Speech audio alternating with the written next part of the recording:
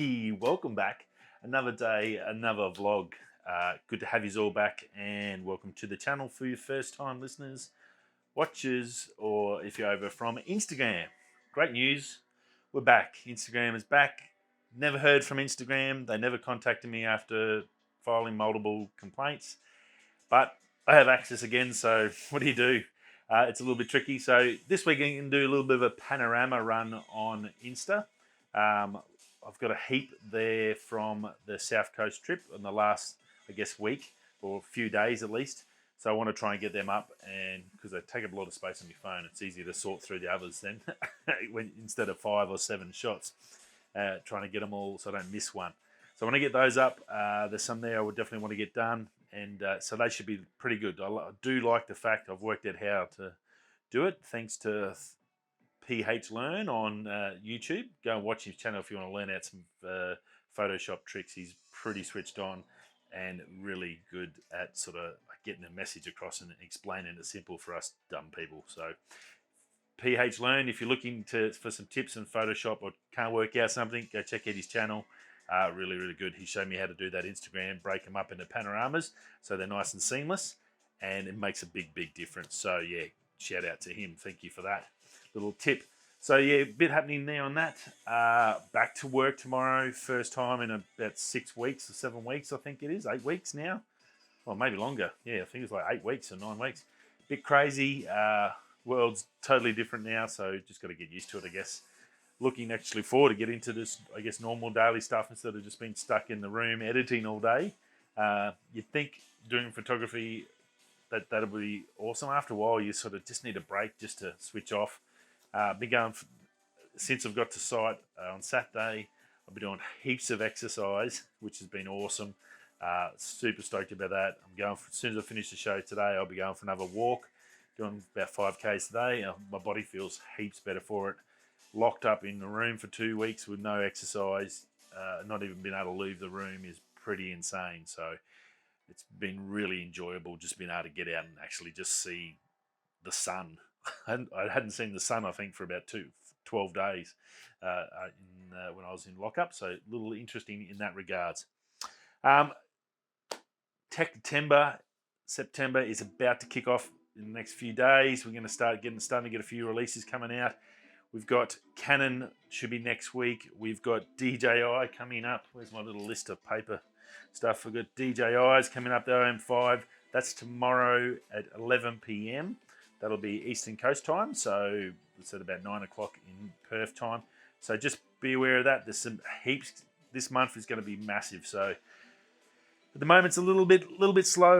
The start of the month is we're building up. We're going to get a heap of stuff.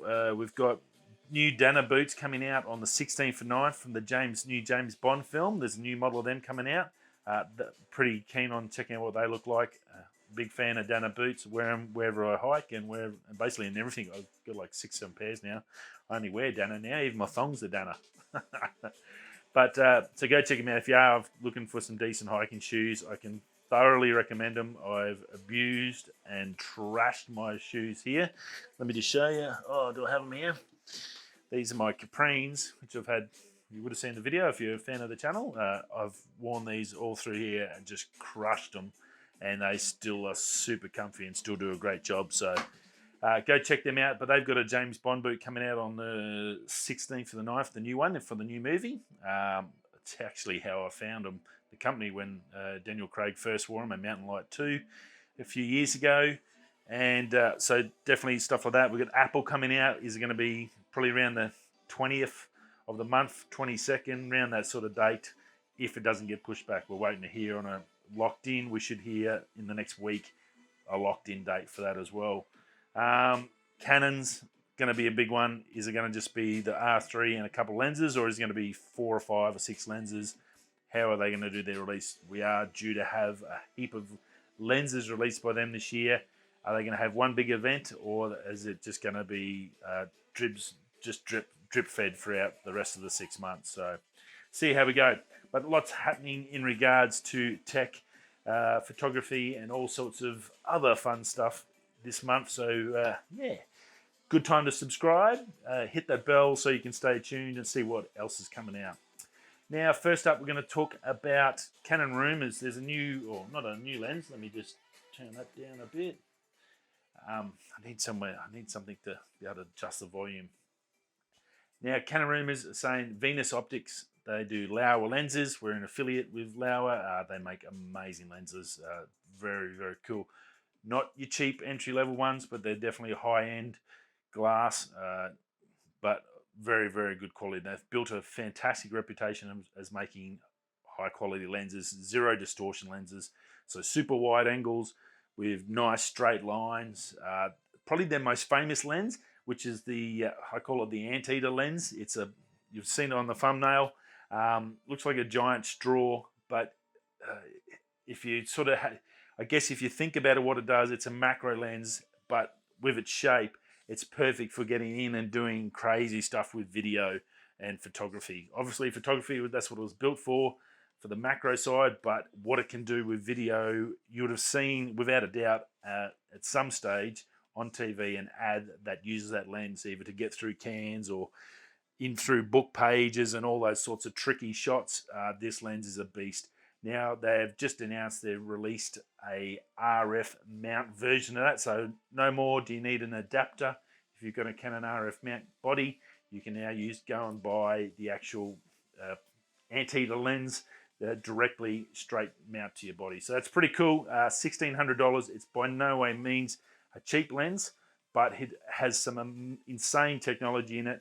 It's a 2.8, f2.8. It's a macro. It's got a built-in light at the end. It is awesome. So if you are in a video world and you want to sort of step your game up a level and you're running the RF mount, great chance to go get this lens, and then you maybe sell your old one if you've got an old one, and then get rid of the mount, and then you can go straight directly to body. So very, very cool from Laowa. I have added a link in there. If you are looking at buying one, go check out Venus Optics.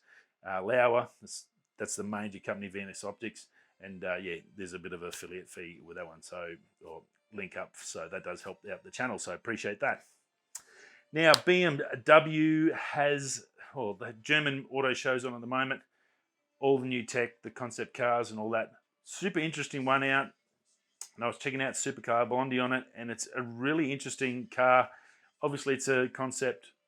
It's called the Circular, BMW Circular Concept car, and circular meaning recyclable. And I guess we talk about electric cars being the future of cars, but I guess logistically and realistically, you have to think about how, I guess, we're going to be able to continue to build cars and just not throw stuff away. And I think BMW's had a really good look, and this concept sort of delves deeper into the logistics of full recycling the car. Now, this car that they Supercar Blondie was looking at, and you can go check it out at the German auto shows. BMW's got a couple of pages on it. Supercar Blondie's got a video on it going right through the car. Only uses 12 products to build the whole car. It uses aluminium. It doesn't use stick-on badges. It uses laser engraving, so you don't need badges. Instead of having two headlights, they just have one LED screen across, so it's just one item that can do everything, do multiple options out of the one LED screen. It's aluminium, so they're fully recyclable. And instead of using paint, which paint's obviously not very environmentally friendly at all, it uses I guess a tempering heat process. So much like you have on your Supercar Blondie, on the exhaust tips is a good example, but on welding you get the color discoloration when you get certain heat goes through certain metal. Well, using that science to use different metals for different parts of the car to change the color of the car. So by having a rear end on that car that's made out of metal instead of aluminium, but then heating it to a certain point, you can get a color which then gives you a different option for your car. So some smart thinking in here. Materials obviously all fully recyclable. The dash displays, everything in it, 100% recyclable, which is just insane. And I think that's probably just as important as getting rid of the emissions of the car, is to also look at how we use recyclable. Now, we have so much rubbish on the planet, and if you've seen like shows on 60 Minutes where some countries ship it to other countries just to get rid of the rubbish because they can't get rid of it, it's pretty crazy. finding a solution to negate that and reuse stuff over and over and over and getting into like a maximum value.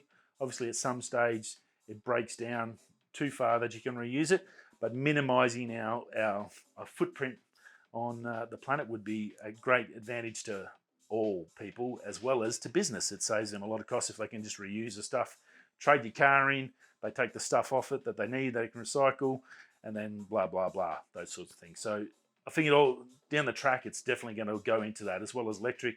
It'll be a big recycling thing. And I think this is a good little sort of vision into that sort of future. Now, Adobe Max, every year, annual event, Adobe, Photoshop, Lightroom, Premiere Pro, creative, I guess, space for people like myself. I do all my photos on Lightroom and Photoshop.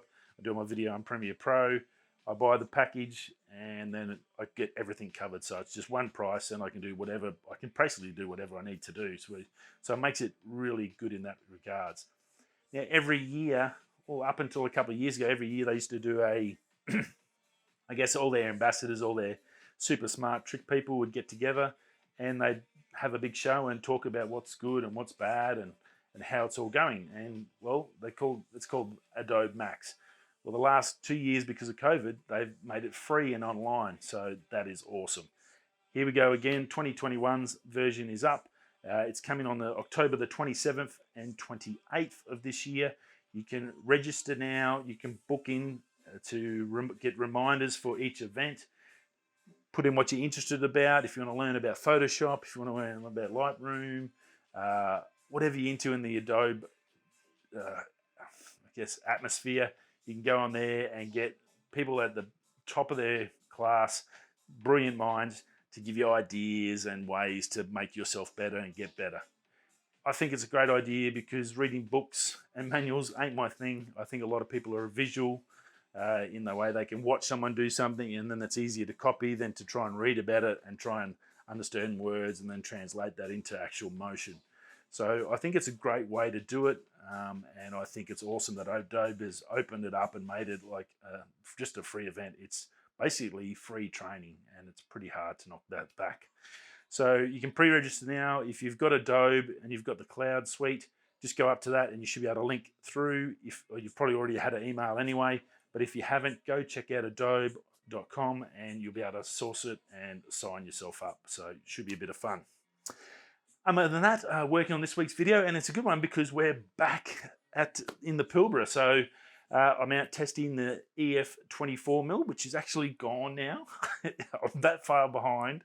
I've got so much stuff to do. I could have about 3 people working for me at the moment to catch up. But out testing the EF 24mm, I did some night stuff, some day, and the next morning I went out and did some day tripping and got some drone. I got the drone up. Did me normal little bit of a hike and a bit of a fun day, and got to really smash out the 24 as much as I can. I did use some other lenses here and there, but it's mostly all the 24, and it shows off how good that lens is. 24mm from Canon, the one I had, the 2.8 image stabilize, was a groundbreaking lens when it came out, and it was the first one I think that had image stabilization for such a wide lens. So brilliant lens. So if you do have a 24mm, you've been thinking about the EF 24mm from Canon, the 2.8. This video coming up this weekend should be the one to come and have a bit of a gander and see what it's capable of, I guess. So, and you get to come and see me walk around the bush. Cool. Rightio, I will see you all again tomorrow evening because I'm back at work, so it'll be day shift. I'm going into day shift, so I'll see you all tomorrow night. Have a fantastic day and stay safe and sound wherever you are. Whether you're coming this way, that way. See you tomorrow. Peace.